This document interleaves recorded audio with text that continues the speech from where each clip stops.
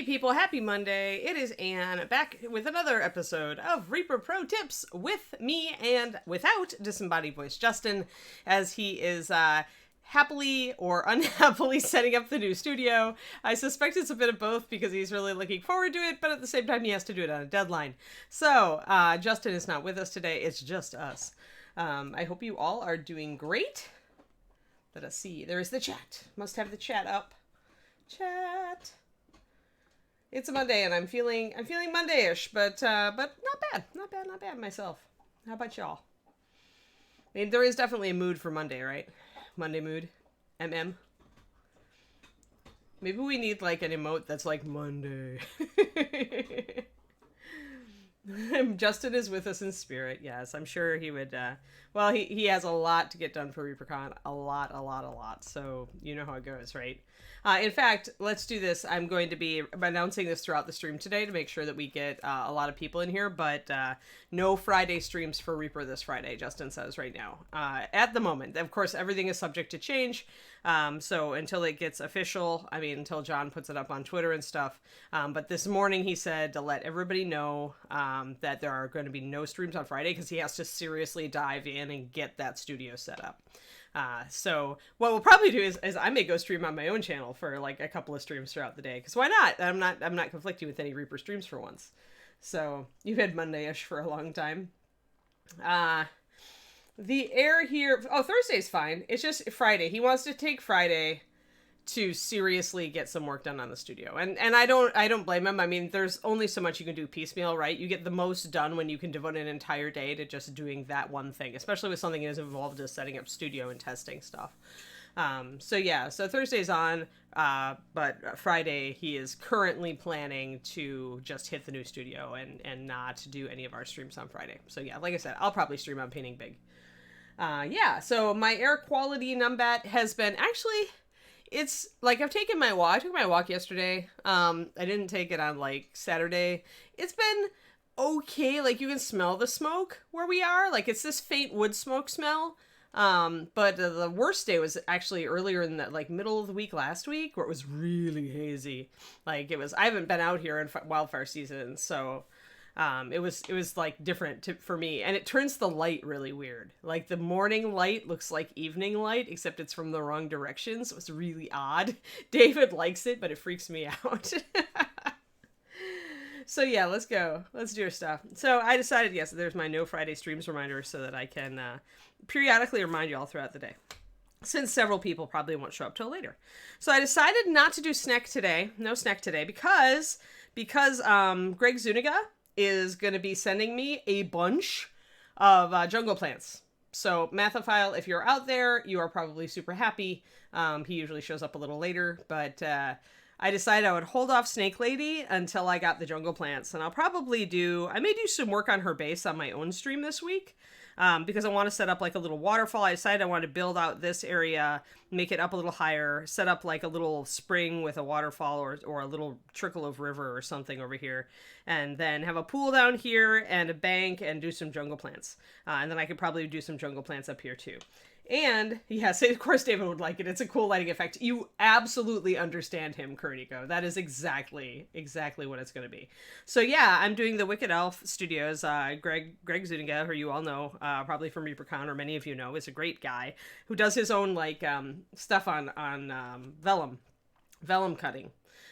So I'm interested to see how those plants work and how I can get them to act with paint. So I decided to hold off, and since there had been some like jungle-based kind of mood. Maybe I'm over-exaggerating, but I like to over-exaggerate, especially on Monday. I have the energy to over-exaggerate on Monday. There we go. That would be a great bumper sticker. I have the energy to over-exaggerate. But anyway... So I'll finish up some putty work on this base probably. I'll probably keep this underhang here and try to build out like a shelf of rock around her base in the back here and leave this so I can put more jungle plants back here in this recess. That would be pretty cool. It'll make it a lot more interesting visually, and it'll make it a little unbalanced. So that's where I are right now on Snack, and that's why I'm not working on her this morning. Like I said, hello, Fat Peanut. I like your name. That's why we're not working on her this morning, as I said that I would do on Friday. So, well, like I said, I'll probably work on her base a little bit on my stream tomorrow, and hopefully by Tuesday or Wednesday, the vellum plants, the jungle plants, will get here, and then we'll work on those. We'll work with those and see how they work. And that'll be fun. And I really like how Snake Lady is turning out, so I probably will actually finish her. Oh, is there a raid? There is a raid somewhere. I'm not seeing it. Where is it? Where is it? Whoa. Like, Twitch just totally kind of did a weird thing where it, like, didn't tell me about the raid, but it said there was raiding. I didn't see it. Help, help, guys. Can you see it? If you could see the raid, tell me who came in. Or announce yourself, raider. Because I totally didn't see it. Oh, thank you, DL Pancake. Thanks. Yeah, it glitched on me. I couldn't see it. Let's see. Yeah, it's not letting me see it at all. Thank you, DL Pancake. Yeah, it's Twitch. You know, twitchiness. Thank you. Welcome, Raiders. I'm Ann. I work for Reaper Miniatures. I stream remotely. And I also created their paint line, and we are working on a fire giant today, but I just got done talking a little bit about a snake lady that we were working on. We're doing her base as a jungle base, so I'm going to continue that later this week. We tend to switch around a lot on this show. If you haven't seen us before, I like to kind of keep it fresh and work on different things from day to day. Oh, 72 raiders. Wow. Awesome.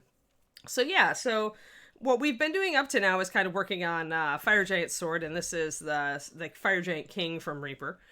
So I am going to, what I really wanted to do today though was to work more with this gold, bring it up on the top here because it's not, and work on around his face because I'm thinking gold right around his face, and probably the top of the helm is going to be like a blue to iron, like a black iron effect. So let's get in focus and zoomed in. There we go. He's a really nice model. We've been working on him for a bit. The sword actually came together pretty fast. Yeah, welcome to Reaper. I do this show every morning around 11:30 a.m. Central Time. And I used to be Reaper staff painter. I made the Master Series paint line. That's what I used to do. Worked for Reaper for 17 years full-time on site in Texas. And then I moved out to be with my guy, so now I'm on the West Coast. But I'm still working for Reaper on streaming. So that be what we do. But yeah. Oh, neato. Oh, a Dracolich with LED. That's so cool. Is it going to be blue like Wrath of the Lich King Dracolich, or is it going to be like a different color? Like, I love Dracoliches, but they're so hard to paint unless you do something like that, like a cool lighting thing. Yes, blue. Awesome. Yay! Wrath of the Lich King Dracolich is best Dracolich, in my opinion. That's back when I was actually raiding, so I got to fight the Dracolich even. Alrighty, let's get some colors together. First, we want our gold setup. So I've been using some weird colors for gold lately. They're leather colors, actually, but they're working. As you can all see what the colors kind of come out to. It makes a really rich dark gold color. So these leather colors are in the Bones line at Reaper, which means they're a little bit, they're made for a little bit heavier coverage. They were the last line I did before I moved.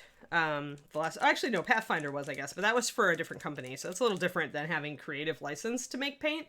I have felt for a while that that Bones is kind of the pinnacle of what I did for Reaper as far as paint goes. I think the colors have a lot of potential that you can do. They're very versatile, and they've got great coverage and pretty bright hues. So if you're looking at Reaper paint and you want to try some, I highly recommend the Bones line. It's MSP Bones, and they start with the 9.4 item number. So yeah. All right, so there we go. And then the other thing I do is go very yellow with gold. If I want it to be really rich like this, if I want a really rich gold color, then we have to bring it up and highlight it, of course. And gold tends to go up toward yellow. The only actual non-metallic metal color that we're using today is NMM Gold Highlight, because it's one of my favorite yellows, and I still feel that even with this color scheme, it brings it up to exactly where I want gold to be. So what we'll probably be doing today is we'll block in the faceplate, all the helm here, the bottom of there, and we will also probably work on finishing up the sword hilt, because I like to do two things at once. What we'll do at least once this week, I think, guys, I want to tackle doing NMM on like a weird surface like this bracelet that he's got. So we'll be doing a bunch of stuff with Fire Giant this week and Snake Lady once I get those jungle plants. All right, now we do need a really dark shadow for this, and I believe I've been using Walnut, which is a standard. It's a very, very, very dark brown. It's almost black. It's really good if you're working with warm colors, but you want to get to near black on them. So we're going to lay all this out on our palette. Wee palette. I do use a well palette instead of a wet palette. I'm kind of a weirdo that way. The reason is that I really like to control my paint consistency because I use a lot of layering and I want to do smooth blends a lot of the time. That means control. So, oh, wild Zambies. Poof! Poof, Zambies. What does a Zambies... A Zambies Pokemon would be like a zombie Pokemon, right? Like, that sounds kind of cute and kind of disgusting at the same time. So start with about 6 drops of paint-ish before I add any water or other colors. That's rich leather is what we're starting with. So it's a nice, as you can see, it's a really rich brown. It's got a lot of yellow in it. Almost has a touch of greenish hue to it, but you can easily push it entirely warm without the green.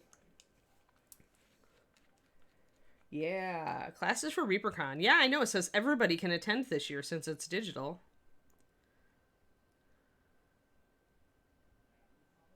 We got our polished leather, which is even orangier. So you can see the difference between these two colors. And normally they really are a good duo. So you could put a layer down with rich leather. You can highlight it with polished leather. And then what I'm doing is I'm dropping even more yellow. You guys are going to have such full brains. Mathophile, did you see? Did you hear? Were you here when I announced it? They were not working on Snake today because Greg Zunica is sending me a bunch of jungle plants, so we're going to do jungle plants on our base. I thought you would be excited, but I didn't know if you were in chat yet. So later this week, we'll go back to Snake. Hey, Dogfather. Good, good, good. Awesome.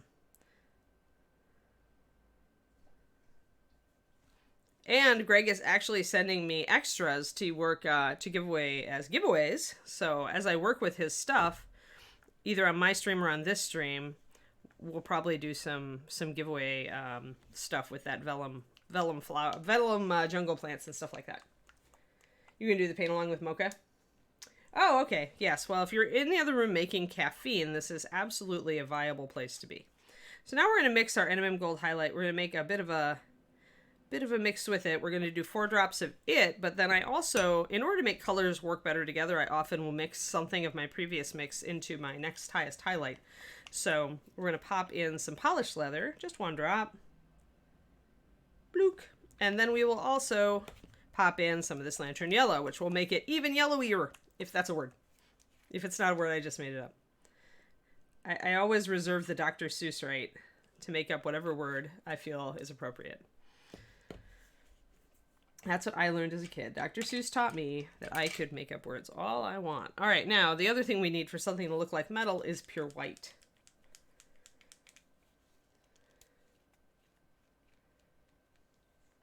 I think all of our classes are going to be fun this year. So 6 drops of white, we're just going to clear that up. If you're wondering if this is a waste of paint, those of you who haven't seen me work with a well palette before, what I do is I put, actually after I'm done, I'll add an extra drop of water to everything, and then I will cover the palette with cling wrap. And the cling wrap will keep it good for at least a day, if not 2.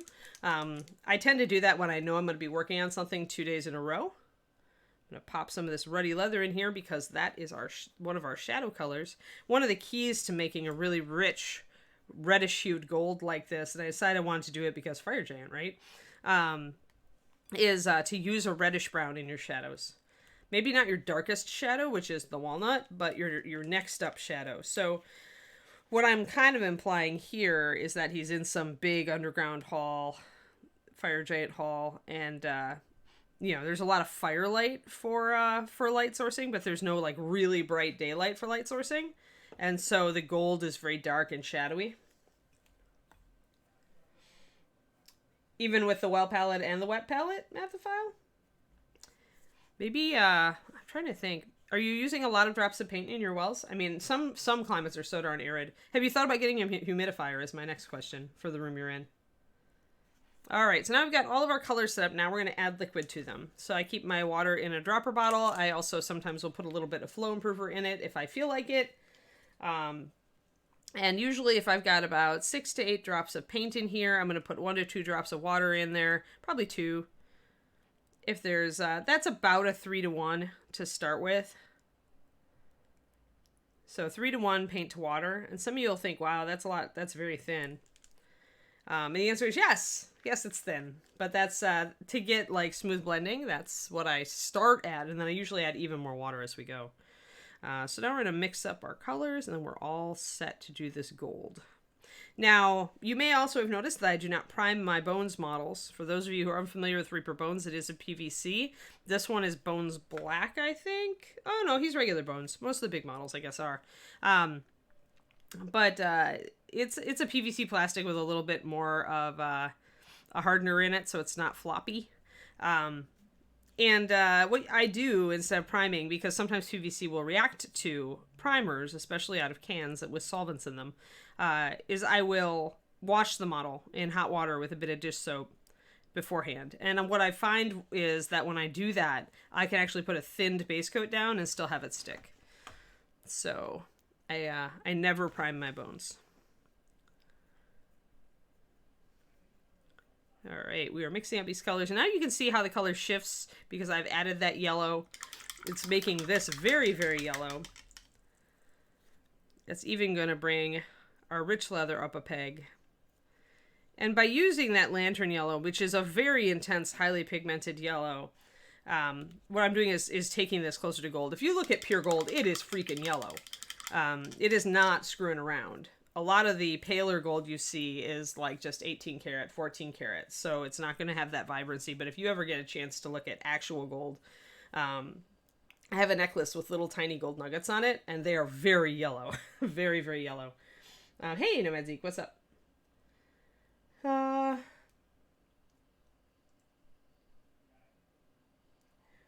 hours. Then just remember to add water. Like throughout this, you can even see it. Like, you know, even during one stream, which is normally about an hour and a half here on Reaper, or maybe over the course of an hour while we're painting, I will stop and add a drop or two of water to my paint to make sure that it is staying good.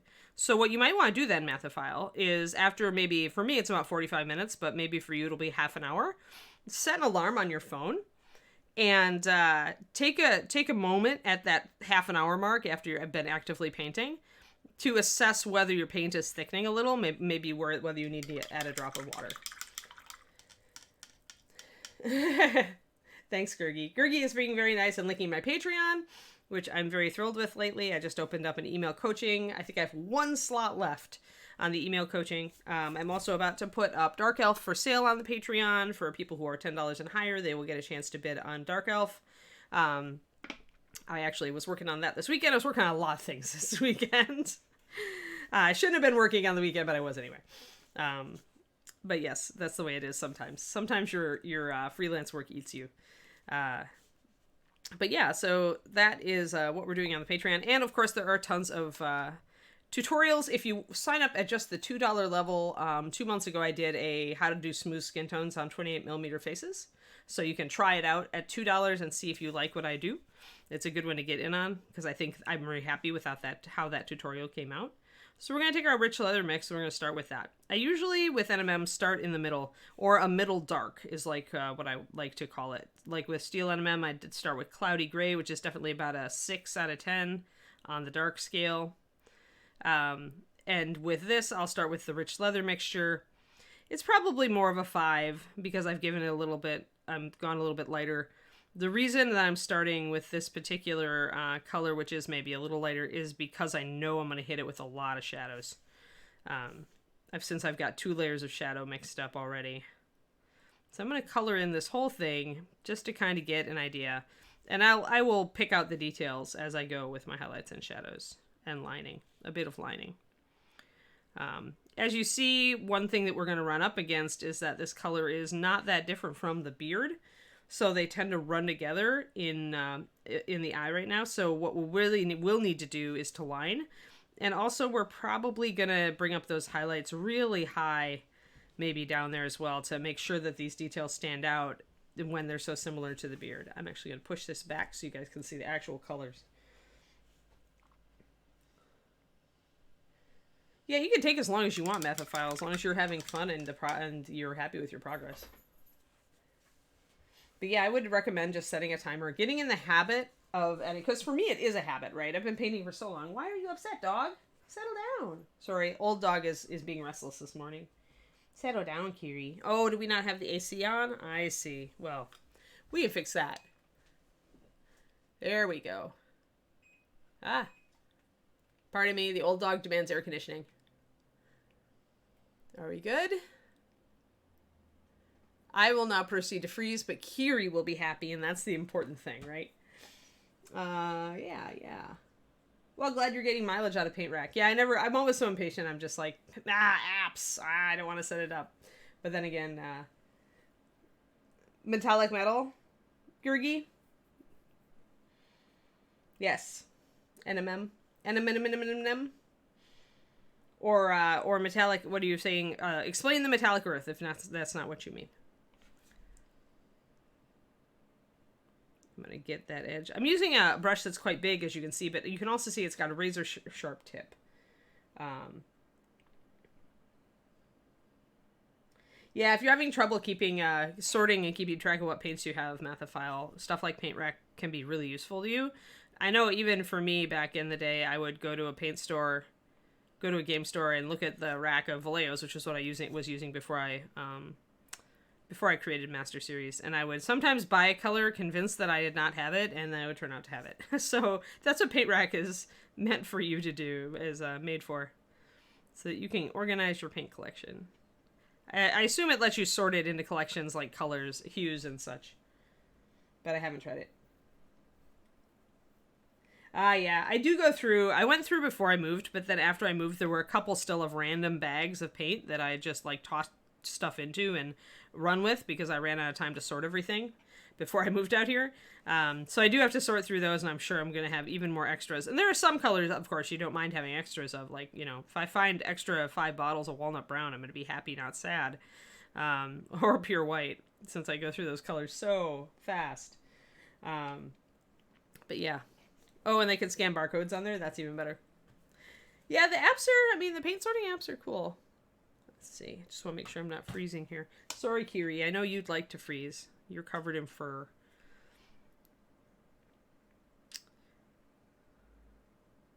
I can't wait for the fall here.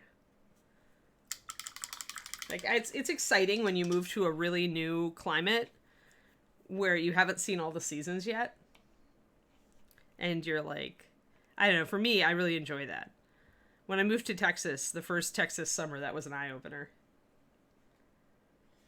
If you just buy all the paints, you don't have to worry, right, Star Wars Geek? Yeah, but then you get into trouble when you start running out or something dries out. Or you're not sure where you put it.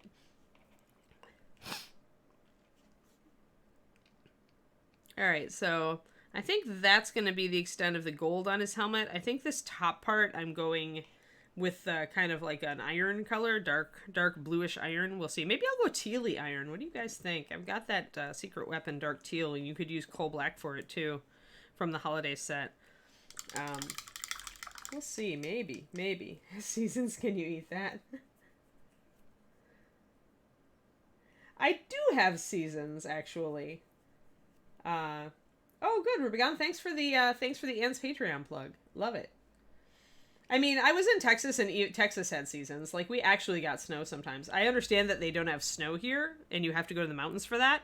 But, I mean, in Texas, that was the way it was most of the time anyway, right? Like, we maybe got one snow a year, maybe. And for the last few years that I was down there, we didn't get any. So, but we still had a fall, and the weather still gets cold here. Like, it just doesn't get snow here.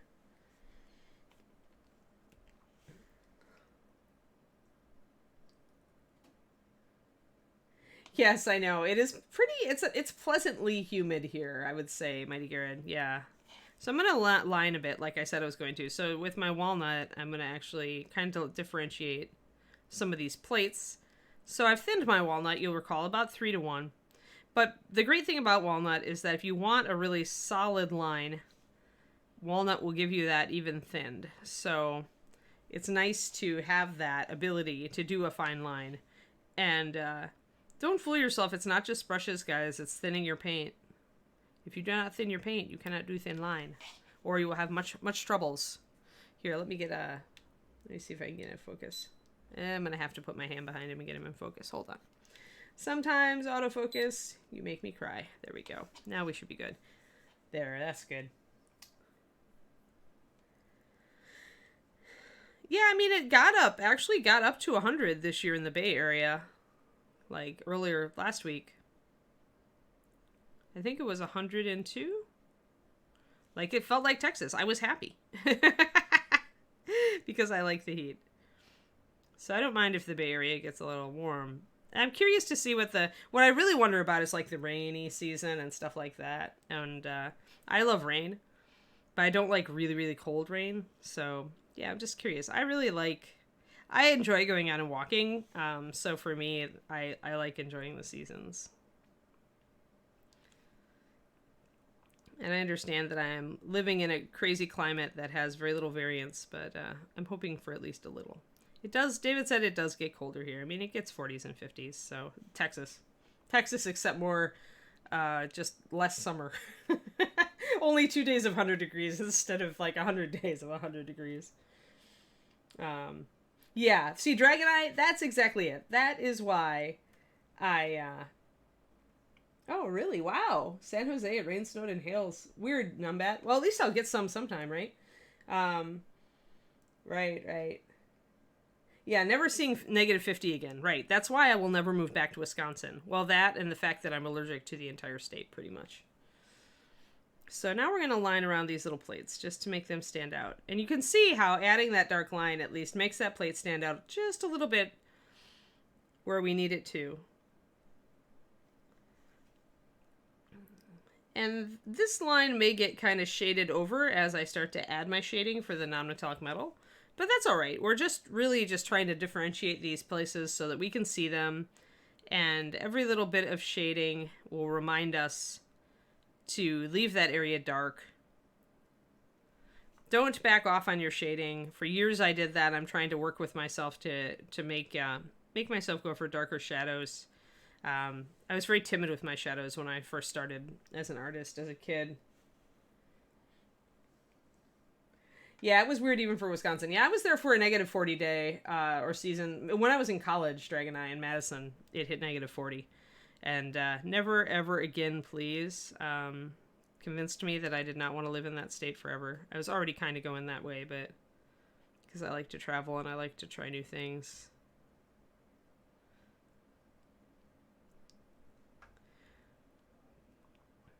So yeah, so I've lived on the East Coast in Baltimore, in the Southwest in Texas, one would call it South Central, Central Southwest, South Midwest. I don't know what Texas is. I like to think of it as the Southwest. And then in the Midwest, I grew up in Wisconsin, and now I am out in the West Coast. So I'm trying all the places, which is actually kind of cool. Alrighty, so we gotta ask ourselves whether these little inserts here are gonna be a color. Like there's little cutouts here, and I could totally go with like a red for those. Or if I feel like the red would have to be highlighted too close, I could go with a blue, like a dark blue or something. You're always safe with going with a dark blue accent on a fire giant, or even a bright blue accent, because you've got all this orange, right? With the fire, and the brown for the skin, the orange for like the firelight on the sword. If you remember, has a ton of orange. Blue being a complementary color means it's never going to clash, especially if you go like dark or light with it. There are some blues you could probably dig out that would clash. But in general, with fire giants, you're pretty safe with blue as an accent. You just obviously don't want to take it too far. Yeah, I would say so too for that. They're defined by the cuisine, Mighty Garrett. And also just the what Texan is, like, right? It's just very, I mean, you got a lot of cowboy going on down here and a lot of hot peppers. So, I mean, that to me says Southwest. Oh, yeah.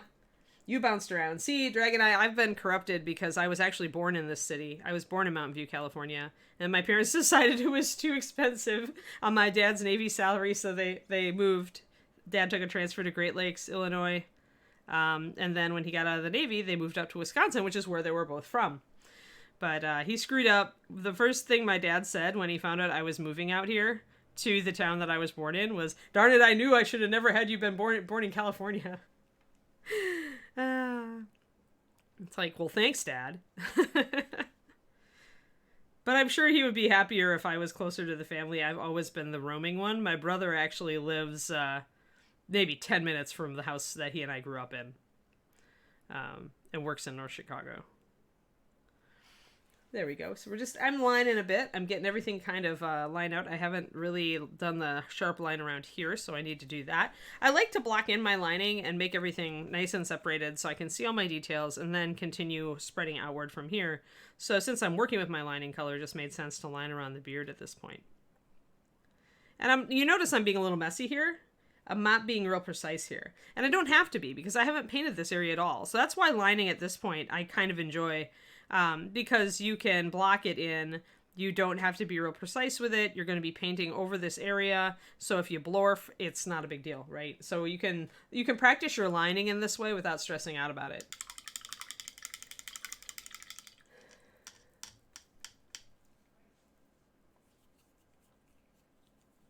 Oh yeah, New Mexico. Oh, the food. The food. I've learned to roast chilies in the cast iron. Because I didn't have a grill when I first moved out here. But actually the cast iron does a really good job of it. So now I'm excited to maybe roast some chilies and make some adobo sauce. But yeah, I spent a lot of time in New Mexico because I was doing trips there to deliver models. So, commission models and such. And I got very, very fond of Santa Fe. Still one of my favorite cities. That was the last trip that David and I took before COVID closed in was, well, not counting my trip out here where he drove to meet me halfway, but was a trip to Santa Fe to drop off some commissions.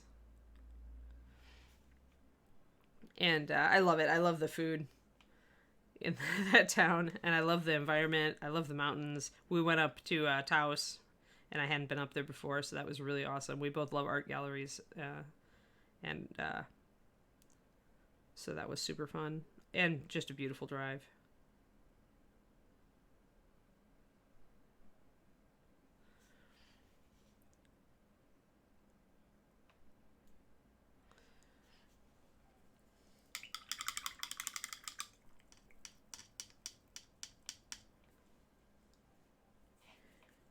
Yeah, I mean, I wouldn't line this whole area before I had any paint down, but I definitely, like, when I complete an area, I line around it, you know, I do that sort of thing, to kind of, like, set aside that area. I like it visually, and then if you do blorf, try to blorf on the side where you don't have any paint. And so, yeah, you can still, I do find that it's a little less anxiety-inducing than trying to line after I've done things. I need to darken this area. Under his nose. Not that, you know, if you make a blurf, it's not like a huge emergency. You can always fix it. But there, rawr, he says, upside down face. Yeah, Vermont is definitely unique culture. There are lots of little pockets of that in the USA, though. Like, what is it? There's a book where he talks about all the nations of the USA. Like, just based on the background of the immigrants who mostly settled there, like the predominant nationalities and cultures in each area. I think I have that book. I should just go dig it out. But it's super interesting because it tells you why the Midwest has such a different culture, you know, than the East Coast, for example.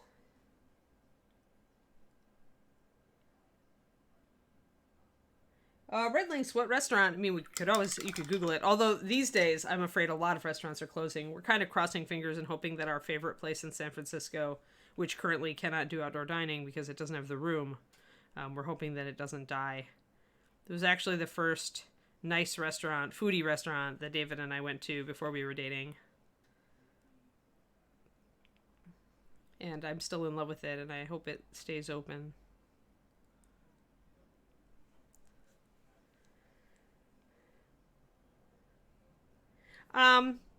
I line, it depends. After I block in the main color, or I'll line after I've done an area.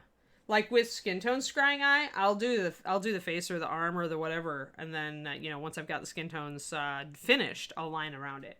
I find that it's very easy, even though the skin tones are finished, you just concentrate on make sure that your pressure is like outside of the skin, so that if your brush pressure is pressing away from the skin, if you blorf, you're going to blorf on the area you haven't painted yet.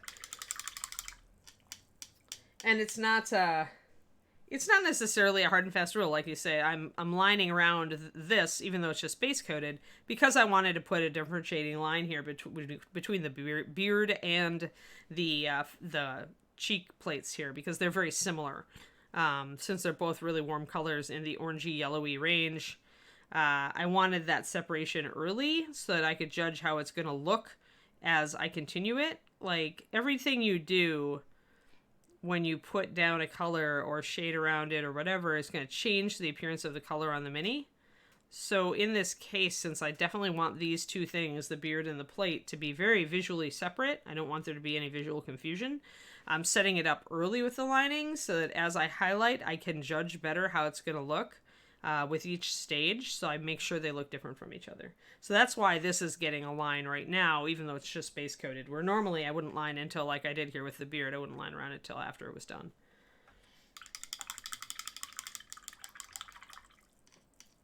I don't think so, Mathophile. Some painters do it. A lot of people who work with bones will do a pre-wash to bring out details. But what I find is that if you line everything and then try to paint, inevitably your base coat is going to go over the edges, and you're going to waste a lot of time touching up that lining. But if you've already gotten it finished on one side, it's a little bit easier when you're applying just the area outside to keep that lining, as opposed to when you have to paint both sides and paint around the line on both sides. So John Bono used to pre-line, and I think he gave up on it for precisely that reason. It's just hard when you haven't even touched both sides of that line to keep the line intact. Then you end up relining, and at that point you may as well have waited. Let's see. Walnut today, Dogfather. 3-1, paint to water. I decided I wanted a pretty dark line. This guy is a very dark model is the reason. If I was doing a model that didn't have such extreme darks on it, because he's going to have some really like black iron areas too.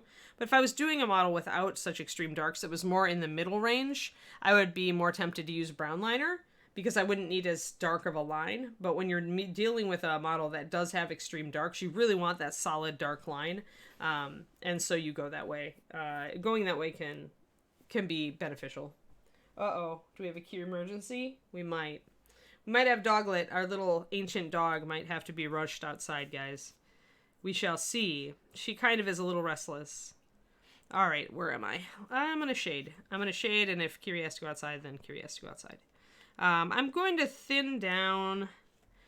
I'm going to use my Ruddy Leather first, which is 9109, as you recall. This introduces the really warm shadows into this. So even though I haven't blocked in my shadow, if I look at this, I can see where they are, right? Like you can see the upper rim on this area is going to get a highlight, right? You can see that little light line. And right under it, you have a little bit of a shadow. So we're going to block this in exactly where we see it.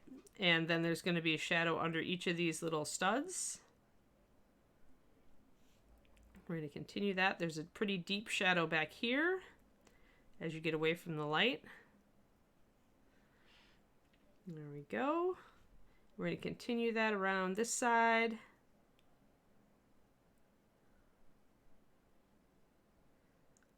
And I'm just kind of blocking it in right now. So it is thinned, as you can see, but I'm still getting some lines. I can at any point take some of my rich leather mix and just kind of wet blend that to blend it in. When I've got a lot of room, then it's pretty easy to blend this in. And if I find that I need to make it darker, we can always go back in with it. But you can see how nice of a deep reddish color that's giving the gold. You keep yourselves entertained if there's a Kiri emergency. Yeah, we'll see. We'll see how she does. An emergent Kiri, yes. Yes, puppy emergency. Maybe. We'll see. Cold half Texas. That's funny, Bug Lips.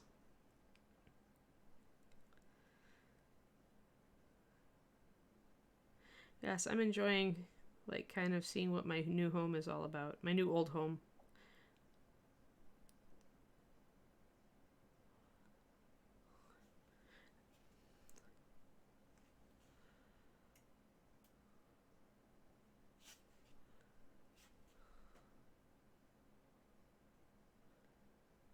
Alrighty, so we're blocking in more deep color. I can always bring in some highlights, but what I liked about this is that the highlights were fairly minimal, and I think that gave it a much greater depth and more of an appearance of maybe being around in firelight and not out in a bright light.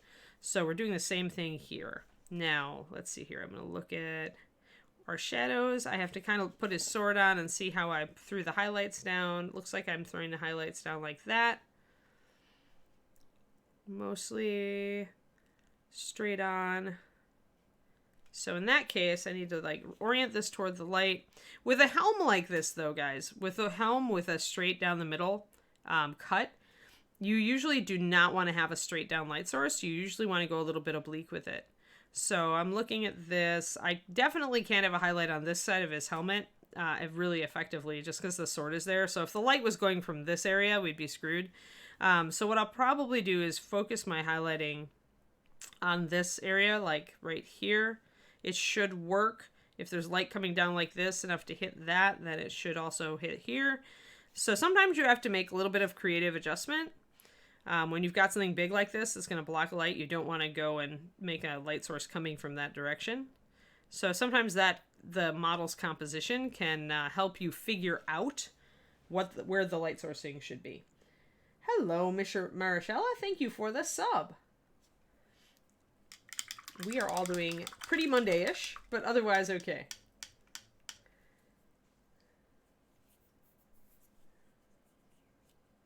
Indeedy. Alrighty, let's see here. Boop. So we're going to pop Mr. Sword out, but we're going to keep it around for a reference. And now I need to figure out... That means that a lot of this is going to be in shadow, so I probably want to bring in a lot of our ruddy leather to darken that area down. Oh, the dog is up again. I have to kind of watch her. I am gonna kind of repaint a bit of this. I still haven't quite decided. I probably won't decide what color these little inserts will be until I've got everything else blocked in. Like once I have the NMM done around them, then I'll be able to see how light or dark that NMM is. And that will help me make the decision about the color of the insert. Kiri has settled it down again. We may be safe. But it's just when we think we're safe that we're in trouble. Where the dog emergency strikes. But she's not like napping like she usually does. That says to me we could be headed for a dog emergency. So we're darkening down this. If we're going to get any light on that area, let's see here. There is a little bit of light there, so I'm going to still do mostly toward the front of the face probably, and on the edges.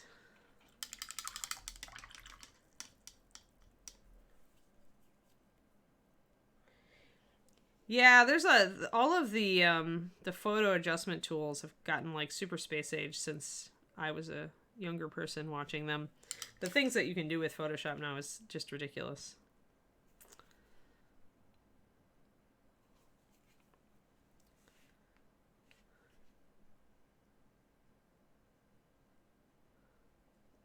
Alrighty, gonna strengthen my darks here.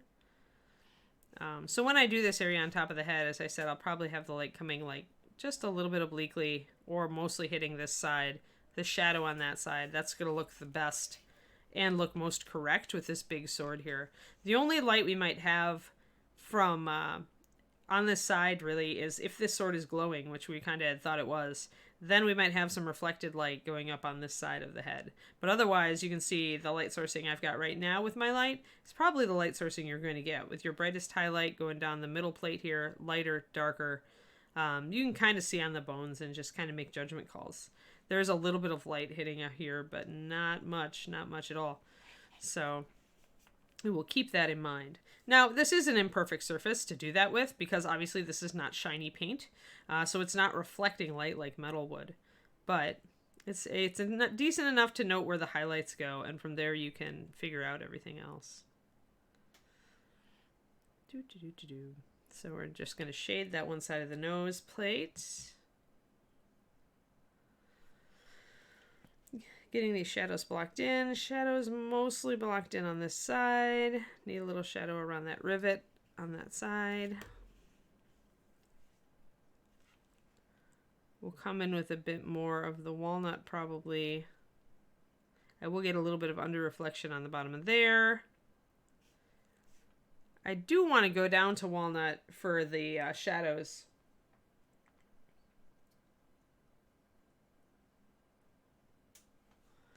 I'm going to pop some walnut over here and thin it down a little extra, a little more than it is in this one well.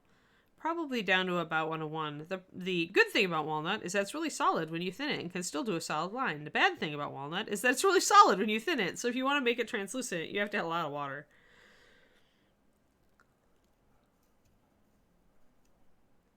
So I think I'm about a 1:1 now.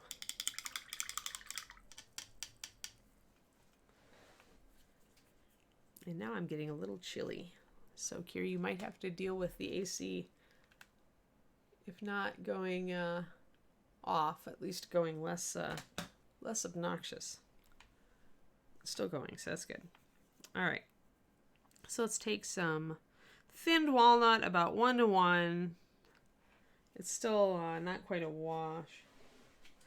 Yeah, it is in a thicker base. It's a very heavy-bodied paint in Aura. It's made in our most heavy-bodied base, and it's got high solidus pigments in it. So it's going to be super high coverage and probably one of the thickest paints we put out.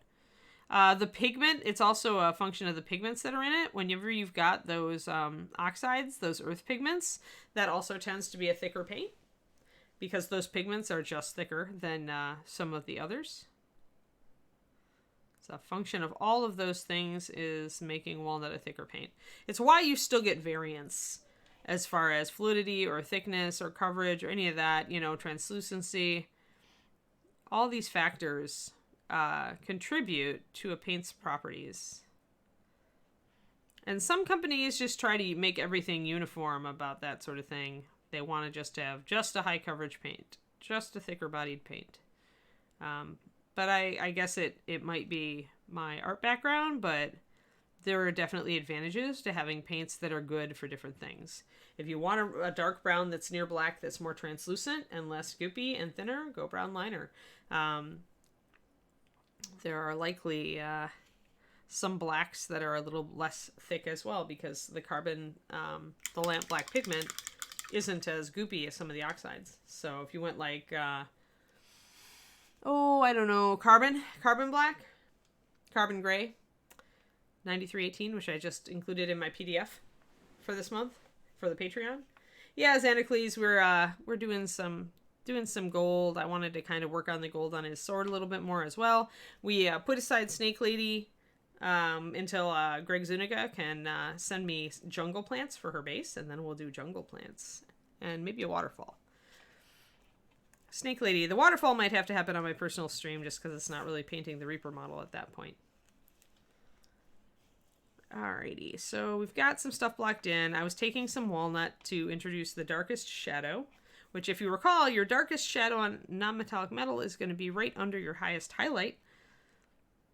So we definitely want to make sure that it is there. And if it gets too dark and you feel like, it's just not, you don't want it as dark, if it's really coming off strong as a black line, feel free to take some of your ruddy leather and kind of soften that. Bring it in, paint it over the edge a bit.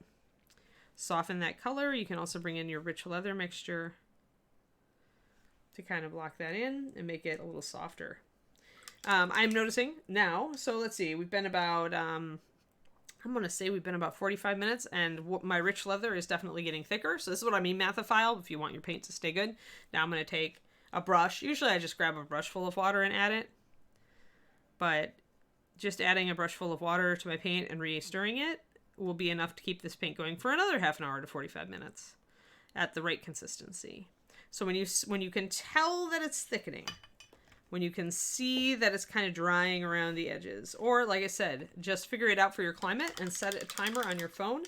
When the timer goes off, look at the paint, and if you see that thickening, just grab a brush full of water and add it.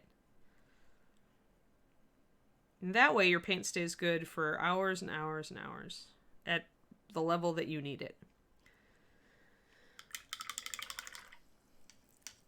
I mean, and this is true even if you're using a well or a wet palette, right? Is that sometimes the water leaching one way or another will definitely shift your paint one way or another. So you still have to kind of make your paint more or less a little different. Maybe tweak it, keep it in happy zone.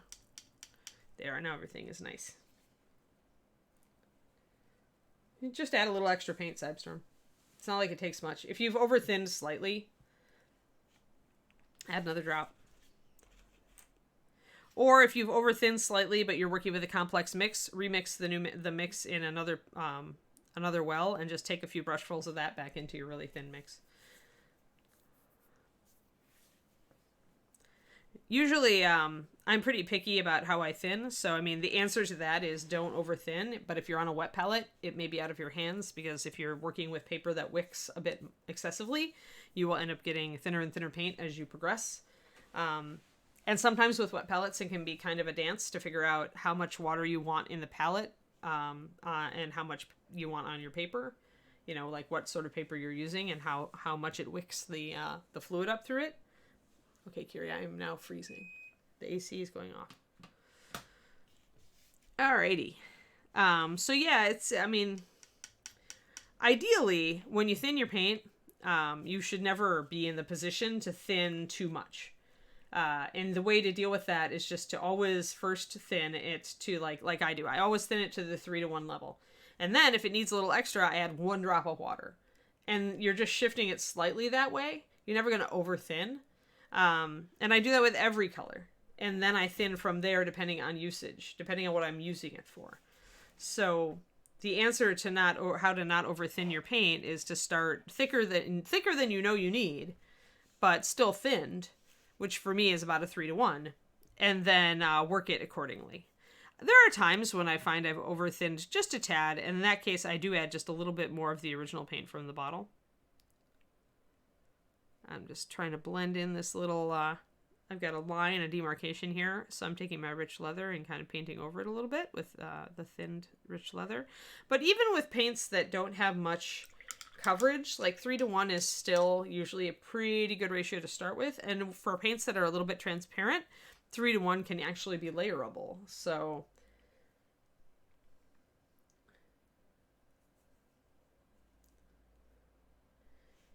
Yeah, Fire Giant is fun. I mean, it's fun just because of the colors and because of the, you know, the whole style of them. They're very chunky. So I'm going to pre-highlight. I'm just going to use some of my NMM Gold highlight that I have mixed with Lantern Yellow to figure out. Some of these rivets are actually big enough to have a light side and a shadow side, so I may need to figure that out. But now I'm just blocking in a highlight. Not the highest highlight, but I am blocking in a highlight. So this is kind of working backwards, right? And it's, I mean, you're not putting in your highest highlight and then figuring out everything else from that. You're starting with your shadows and working toward your highlights. And that is totally fair. If you want a darker gold NMM, I think that's the way to go. Because then the first things you're putting in are your shadows. You can on purpose be heavy-handed with those. And take up a lot of area with them, and that serves as kind of a reminder to you. Whereas if you do highlights first, you can really easily like go crazy with your highlights and kind of forget your shadows. So if you want a lighter model, I'd recommend doing that. But if you want a darker model, then I'd start with your shadows and work back to highlights. And that's just going to depend on your color choices. Need a little bit more. Remember, if your paint isn't coming off your brush very well, like it just didn't want to come off of mine, and you're using a thin brush, add more water to your paint. Just a little. I mean, the key here is I'm using big paint puddles, right? So they're like between 6 and 8 drops usually. And so you've got a lot of leeway to if you just drop a brush full of water in there, it's not gonna like be a huge catastrophe on any level. So I am never too afraid to add the first brush full of water. Adding a lot of drops of water, then you're going to get into trouble. I'm just going to highlight these with my NMM Gold highlight to get them to come up a little bit. I want to get this rivet up here, which is definitely going to have a light side and a dark side. I'll have to bring a little bit of shadow up to differentiate that, but that rivet is almost like on that crown, the top of that area, so maybe not. Maybe it's all going to be one.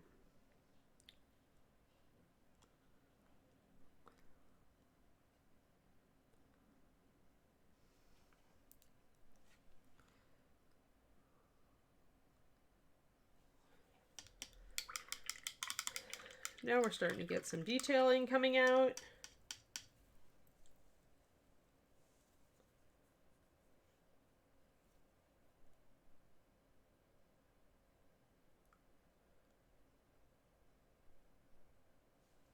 Just making sure I'm keeping up with chat. Sorry for the pause, folks. Alrighty. So now we're going to get a little bit of a highlight up here on the top of this plate. For sure. So rivet down there. I forgot to shade on this plate, so I probably need to come in and do that. Rawr, he says.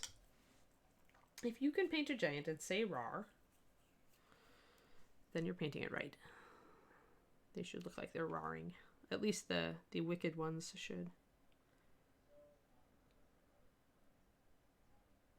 So I'm going to bring in a bit of my ruddy leather. Definitely bring in a shadow around here. I'm going to highlight some areas here too, but I want to at least set a little bit of shadow.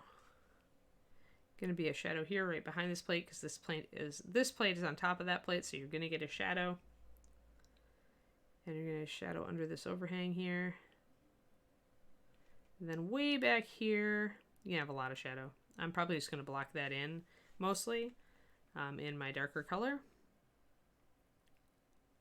because it's a bit indistinct and it's really kind of just stuffed back there, that plate. We'll figure out if we can bring out some highlights and shadows when we get back there.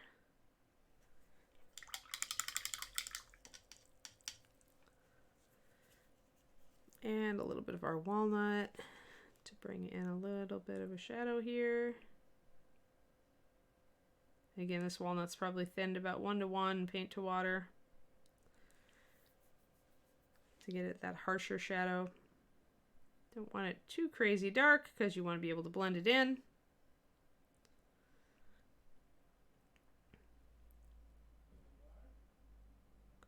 Doing little touch-ups, bringing a little shadow around that rivet.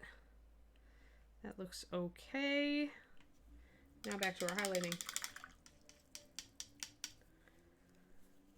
So we've got two places to highlight, remember. We have the light source and how it's going to come down. And on an area like this, let me consult my sword again. So if that's going to be there, if I make the light come down kind of on the front here, just going to block in a bit here. I may go and make it come down like that.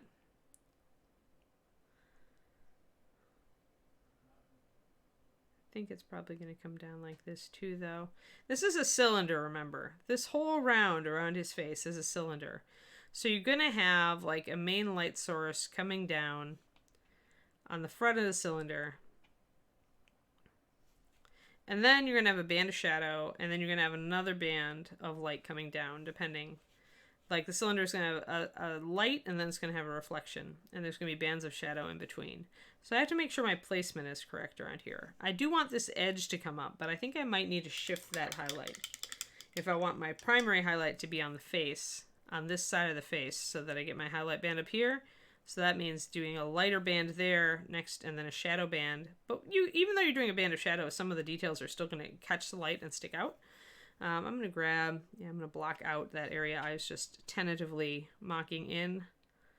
And this is where you may find that you're repainting areas. It's not a big deal.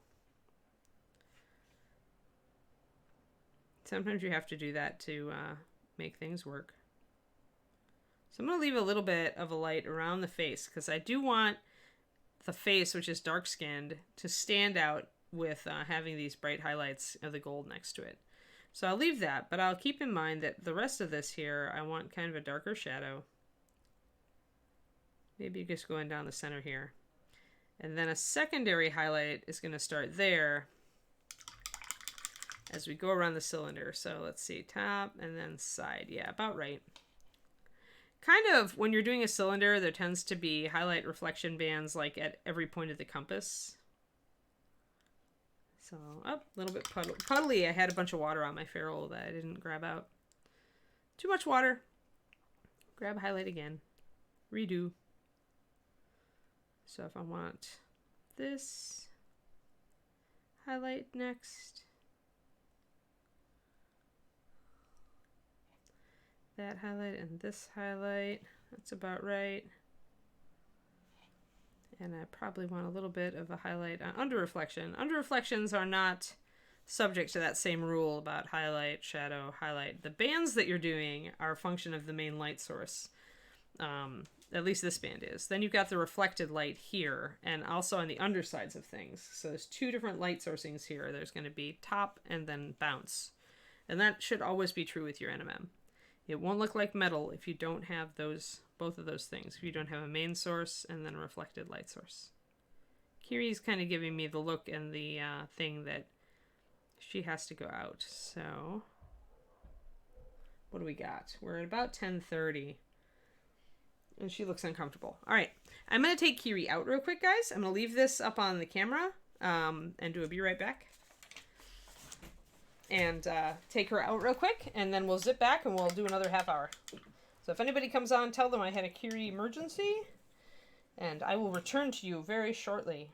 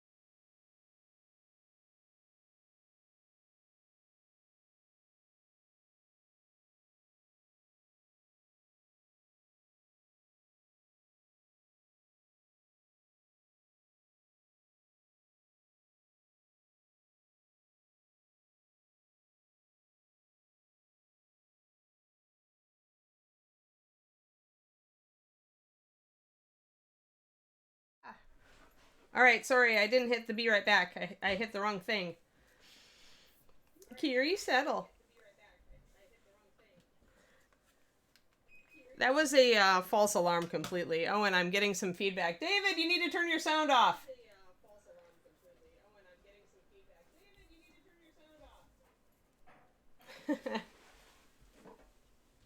One second, guys. You need to mute your computer. It's giving feedback on my stream. I'll be right there. Okay. He's fetching caffeine. This is important. So if you guys hear a little bit of feedback, that'll be it. Yeah, I should have hit the F10 and I hit the F8. Kiri dog, come on. Settle.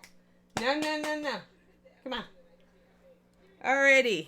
Let us get at this. David swears he will come in and silence his computer shortly. Alright. Back to face.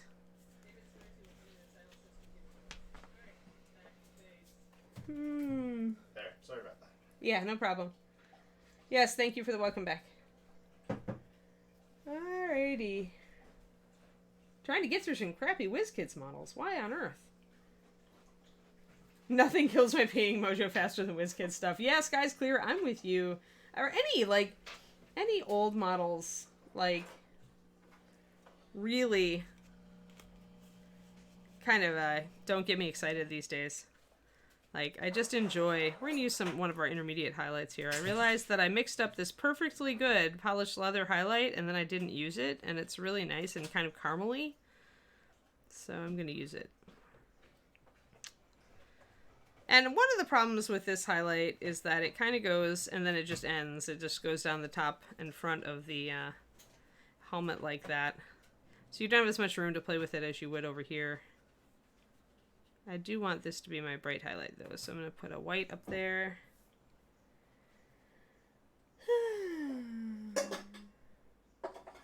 Yeah. Yeah, sometimes you just need minis for the table. But, I mean...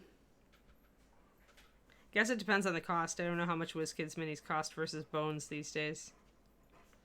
I have no conceptualization.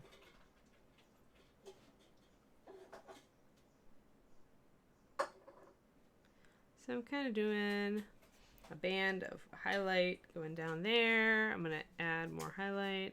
In order for this to look right, I need to also hit some highlights on either edges that will get close to that. Carry that highlight down. I need to hit this guy up here with a similar highlight.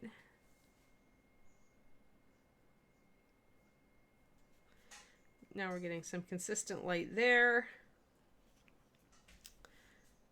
The dog is all over the place. Kiri, you should come settle. I don't trust you when you're out there rampaging around. Running amok? Come in here. Quit running amok. You wanted to say hi to David, huh?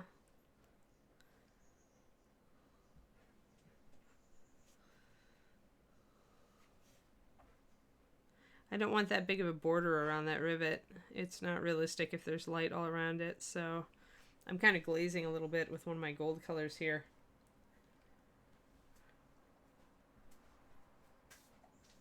Cost efficiency, yeah.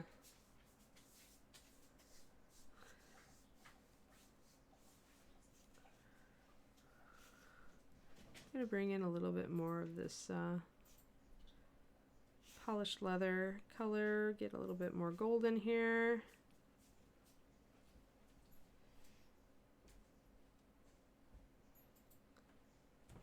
A little bit more on that side. Just trying to bring down. Now that I've got my shadows blocked in, now it's time to kind of block in our main light and then expand. Now this is the total reverse of the way that David does anything. Just so you know. This is a grand example of how different painters do things completely differently. And this is a sign of Anne's focus on color versus David's focus on light. He would have blocked in the light as the first thing, I'm sure, or light and shadow as the first thing, and gotten that right first, and then mucked with colors.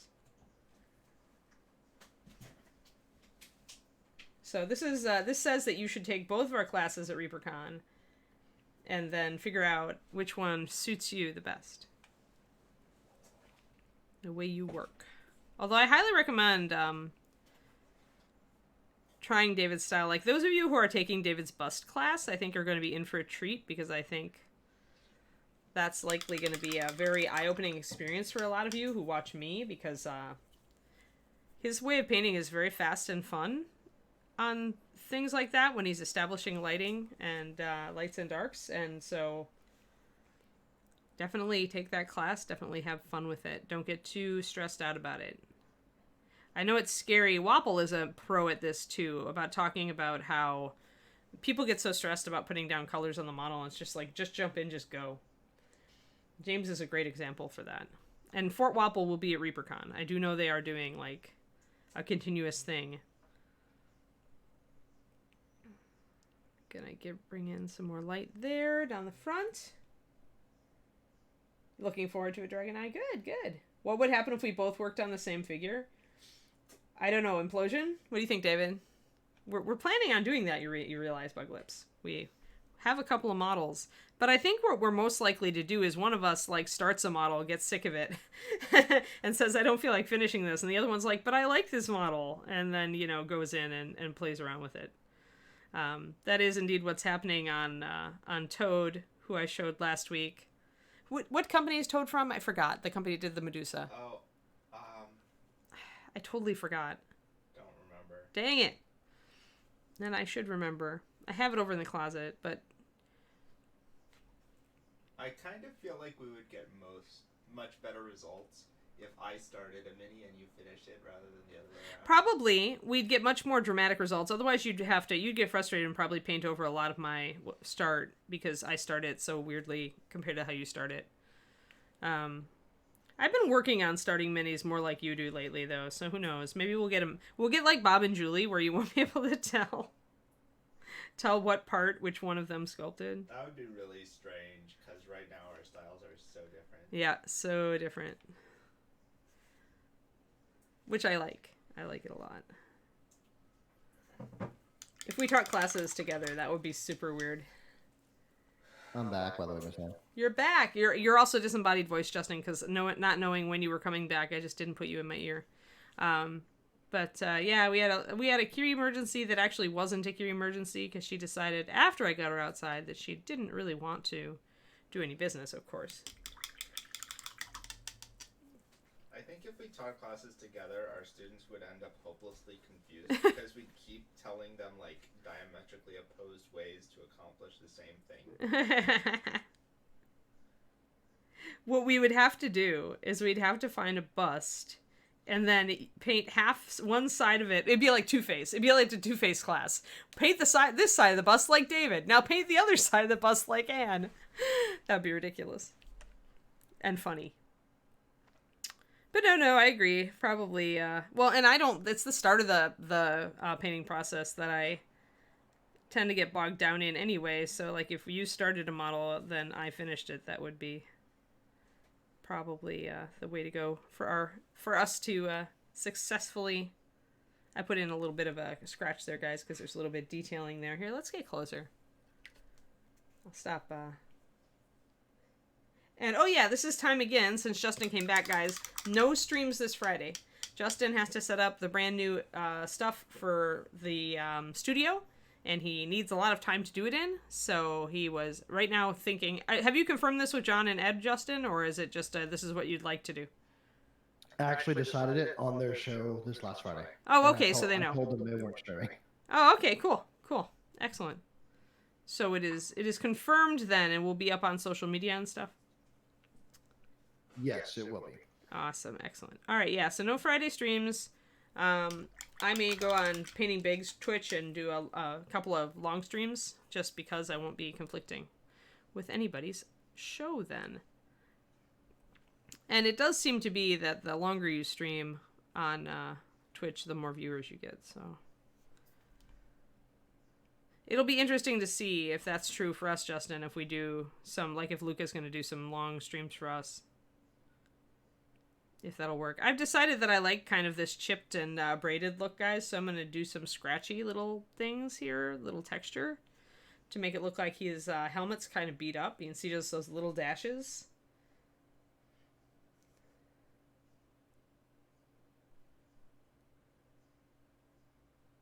I think that Buglip said if people were going to get the most out of a class taught jointly by David and I, they should be pretty experienced painters already. Like at least a decent intermediate level, like silver. And then it'd be really a class where you tried out two different styles that were very, very far apart and kind of got a feel for which one might suit you better.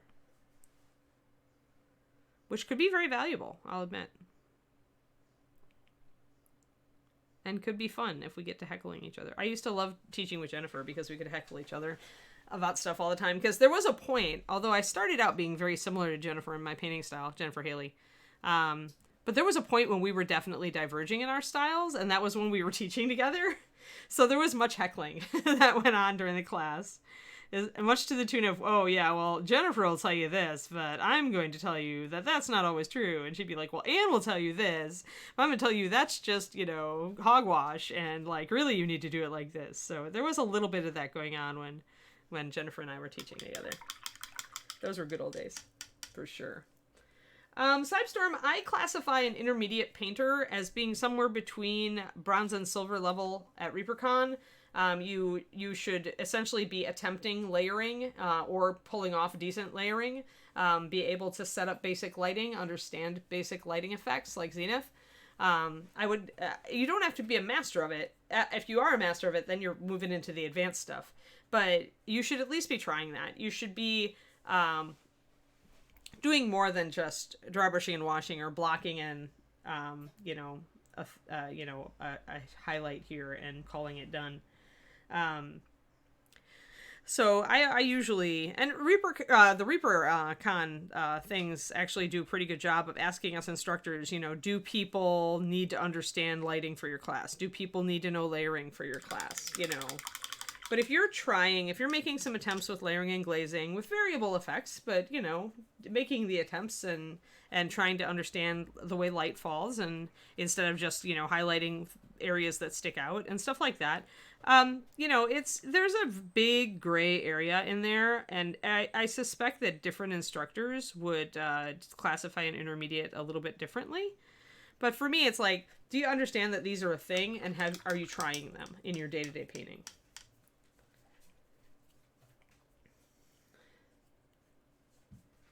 Haley, it's Haley, Mathophile. Paintrix. She paints a lot of stuff for Dark Sword.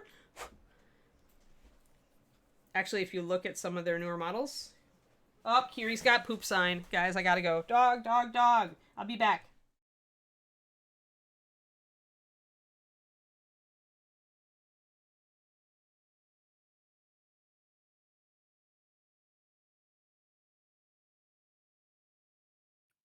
How's everyone doing?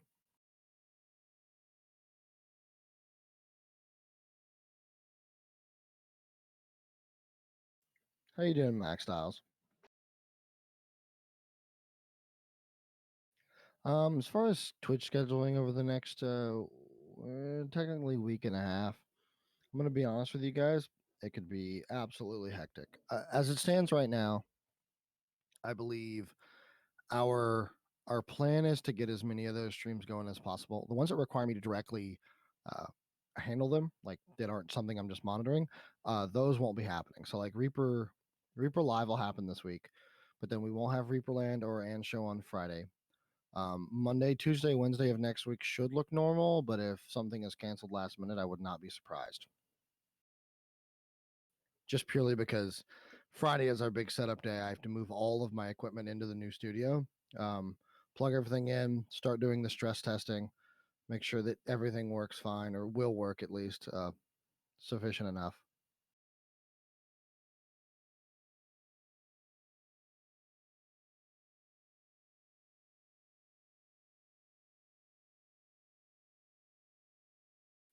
Kuroneko, it's we're I'm going to be basically setting up the technological side of the studio in one day plus whatever extra time we get. So it'll be interesting, that's for sure.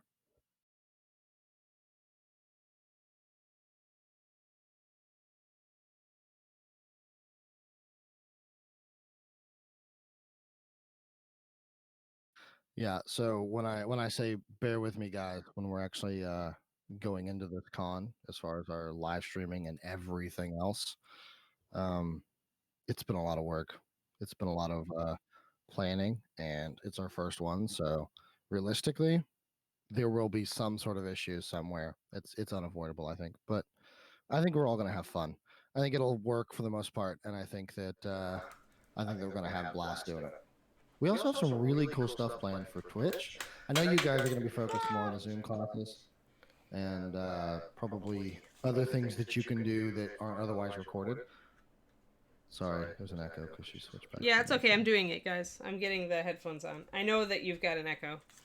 This is because I thought Justin was going to be out for the entire stream, so I didn't put him in my ear because there was no Justin to put in my ear. But now you're okay, Justin. You can talk without the echo. Okay. But that's I understand that you guys may not be watching the Twitch as much because there's lots of other stuff that's not recorded, and that's that's by intention. So if you guys find your time wandering over to the Twitch when you do have time, then I will appreciate it. So will everyone else. Right, Ann? Yes, absolutely. Okay, I'm just catching up. Oh, interesting.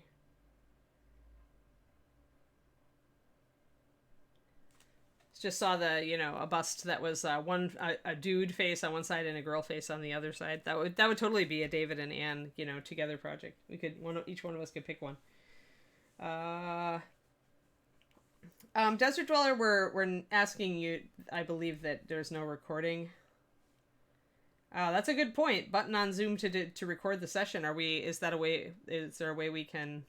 What are we doing with that, Justin? Is there just no way to deal with that? The reason we're not recording the classes on Zoom isn't because technologically we know how to. That's not the issue. The issue is there have been instructors who have requested that we not record the Zoom classes. Yeah, but what about for the person taking it? I mean, if they can record it, then I guess they just always have a copy, and we've got to beg them not to put it up on the internet. You mean the person? Oh, you're talking about the person watching? Yes. Can't they record it? Yeah, it allows you to disable recording, but we're also doing every one of these classes as webinars. Oh, okay. They're not your standard Zoom classes, so you can't record people them. Won't need people will not have a video feed of their own that's being piped into the class. So they will not be able, right? So they won't be able to record it. Okay. Right. It'll be like watching Twitch essentially, but with fewer people and more interaction in theory. Okay. All right, cool. I was just concerned. I don't know enough about Zoom to have realized that was a thing that people could actually record it. And I know that many instructors have requested that we don't record. So yeah. If you anything done on Twitch is going to be recorded though, so guys, so those of you who are looking at various things. But yeah, we many of us make our livelihood partially from teaching classes, and so to have that class up forever on the internet means that it instantly devalues it for us. That would be the reason.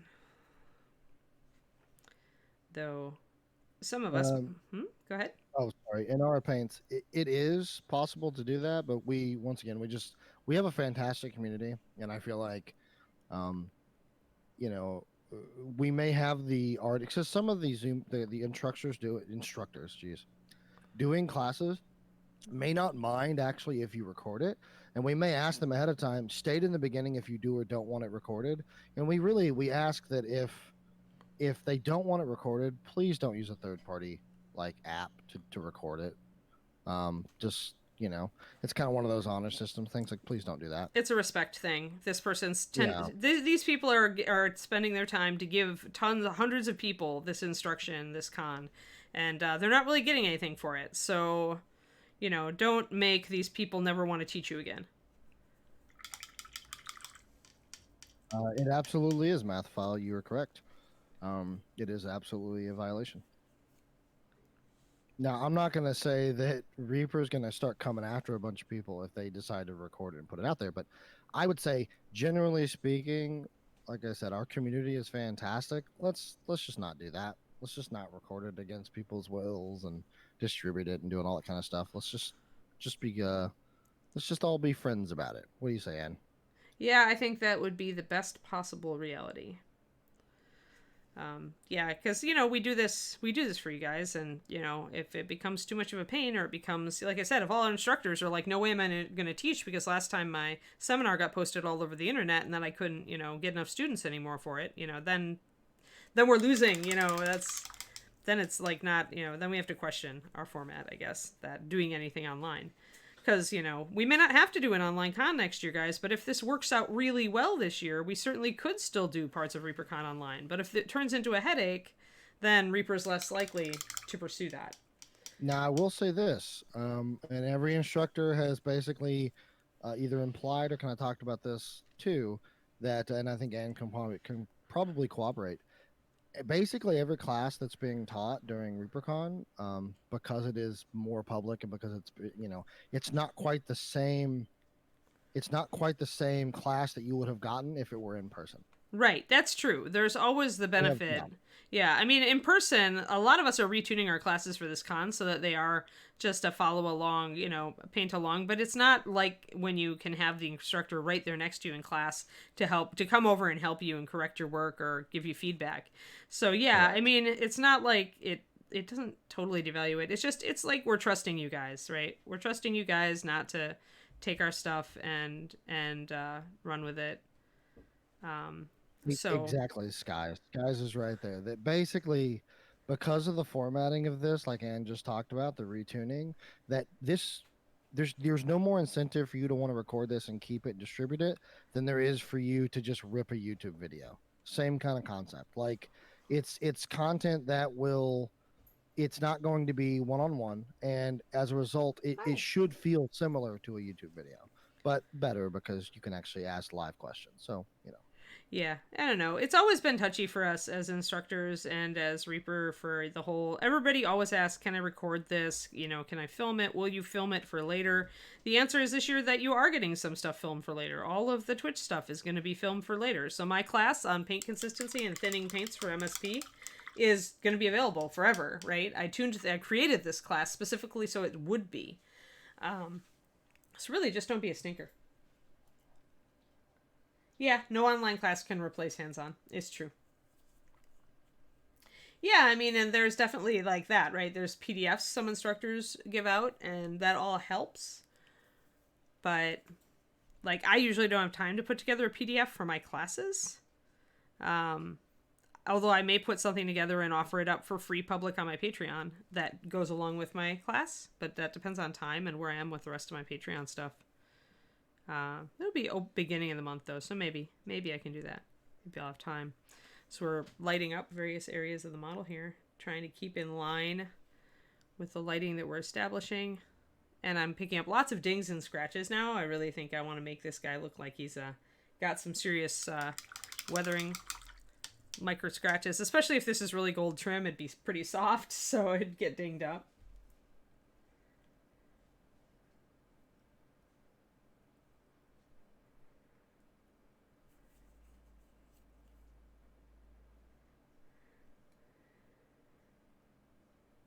Yeah, it's true. I mean, online classes for ReaperCon might be a viable option for some. Like, some maybe can't get to Texas to ever go to ReaperCon, though maybe they have a con close to them or an instructor close to them who could give in-person assistance, so Reaper cannot make everybody happy. Reaper cannot, give everybody exactly what they want. And trying to do that is a sinkhole that you fall into, and then, there's a lot of work and hard feelings when you try to climb out of it. So what is best to do is to concentrate on all the awesome that you are getting out of ReaperCon.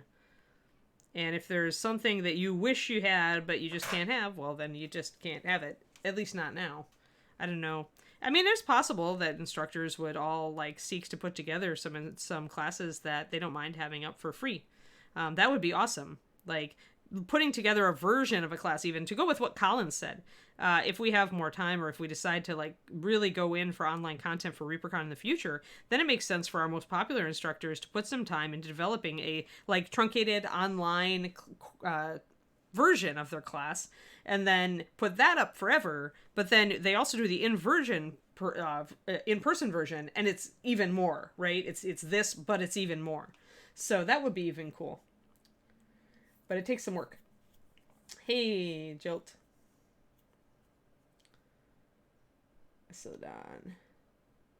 How do you register for the Twitch classes? The button just goes to the stream? I think that's just what it is. I don't think you don't need to register for the Twitch classes, do you, Justin? No, you just get to watch them. Yeah, come on over. Talk in chat. Ask me questions when I'm doing it. Distract me hopelessly. Like usual. Yeah, Twitch is Twitch, and it's all free and good. There we go. So now you can see I've got some nice light falling here. I'm kind of cutting it off here because he's got a little bit of an indentation on his brow, like nose plate, so there would be dark under there. But we're bringing up the light there. That's looking really nice. I've got some nice like scratches and abrasions going on back here. Probably where people tried to slice him upside the head. Probably other giants because, you know, nobody else could reach that high.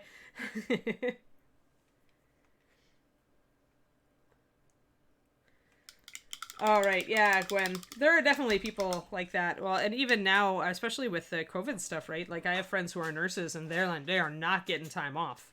Not right now. So this is Wolfgang. Hold on, I've got his tag. This is actually the king. This is him, Skorg. Rawr. And here he's got an awesome fiery sword that we were working on also on previous streams. So you see what I'm doing here. So notice, guys, notice how when you've got a big blank surface like this and that, notice the difference here, right? This is more diffused and it's just suggesting like indirect light. But here it's a lot tighter. It's a lot more really drawing the attention, right? And part of that is these little scratches and stuff that I've put on with freehand. And also the tightness of it, the detailing here around his face and stuff. This tightness that you get when you're putting all this light and shadow close to each other and it's got a lot of these little tiny brush details, it functions like freehand. And what it does is it draws the eye more than this will. This still looks right, but it's not nearly as attractive to you to look at than opposed to this. And that's not a bad thing, right? Because when we zoom out, we definitely want all of the light to make sense, but you want to be looking here, right? Mostly you want to look here and then you want the eye to go out and travel around. So I really am tightening up the detail around the face to make it more exciting visually. And I'm probably also going to be adding some more extreme highlights on his hair as well, which I really blocked in mostly with that first wet blend with all the Dungeon Dwellers colors. But now I can go back in and add some additional highlights to the hair and really make it pick up the light that's falling here, pick up all this area and a little bit out here. And so that'll make all of this detail, fine detail, all in one area as opposed to this more broad detail at the moment is really drawing the eye to here. So when I go in here and I highlight around these runes on the blade, which I'm going to do, that's going to also create a collection of detail that's going to pull the eye. Because it is by the face, it's not like a bad thing, but I'll be careful over here. I don't want it to pull the eye in like I want the eye to be around his face. So we as humans tend to look first at the face. If there is a face to recognize, we look first at the face anyway.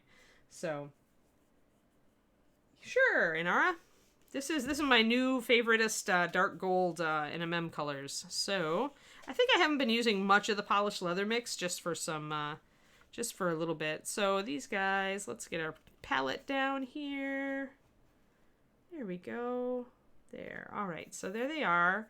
And then this one is the ruddy leather is key in this, making broader shadows than you might normally with your ruddy leather, bringing in that red tone into the gold. We're using walnut for our shadow because I wanted a stark line for the lining as well. I am mixing in a drop of lantern yellow to these guys to make them more vibrant. And then the lantern yellow also gets mixed into the NMM gold highlight. So what I'm really doing here we go. So leather colors, when they're saturated, leather colors make a very good basis for NMM gold. And these are very vibrant colors, this rich leather and polished leather from Bones. I would say that I haven't used much of the polished leather, but it is mixed into my NMM gold highlight. If I really wanted to, I could drop this color and probably go more with a 50-50 mix of these guys. And then maybe go up, mix in extra highlight that's more pale yellow like this. But yeah, so those are the colors that I'm using. Lantern yellow I really like mixing into my base colors, which is these three. to make them more yellowy. Because you can see how pale the NMM Gold highlight is. You can see there's a bit more yellow in it up here, and that is the additional drop of Lantern Yellow. And the one additional drop of Lantern Yellow into Polished Enrich as well. And then Pure White on the end, of course, because you have to have your white highlights with your NMM. So this is my new dark gold formula that I like a lot. There we are. So we are a little bit where we started. We got dog emergencies, so I don't mind going a little bit long. Wolfgang, I have a color theory. I have a color mixing class, but it's not being done for ReaperCon.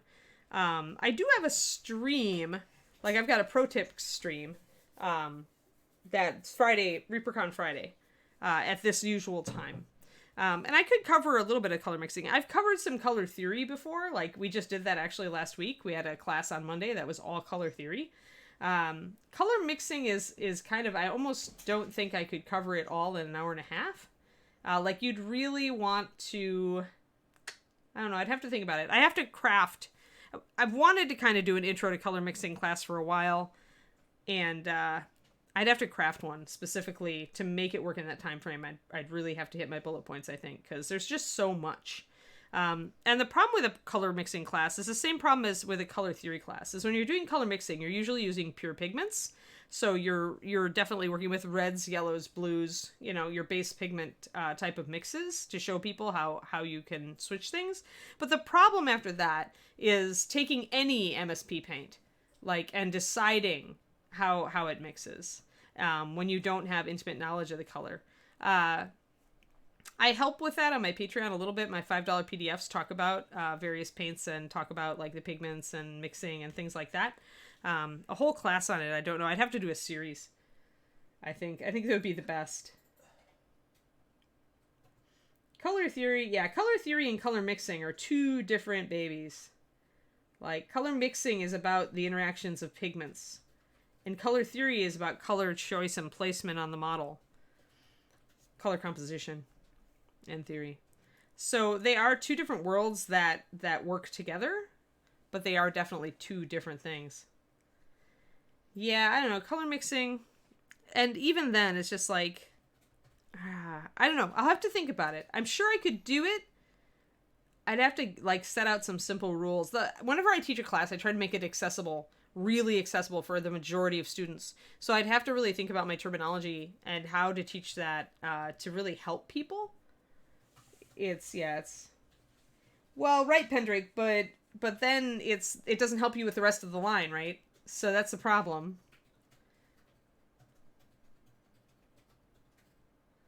It's the same thing where we realized suddenly when we were talking about color theory. The problem with color theory is that it can tell you basics, but then you aren't necessarily, as an early painter, you aren't necessarily confident about how to classify a color as far as saturated or desaturated or how desaturated or, and then, what level of bright and dark is it? That's why I'm talking about doing that PDF for my Patreon for a special offer where I break down a huge range of MSP and classify them according to that so that you guys have an easy system that you can refer to.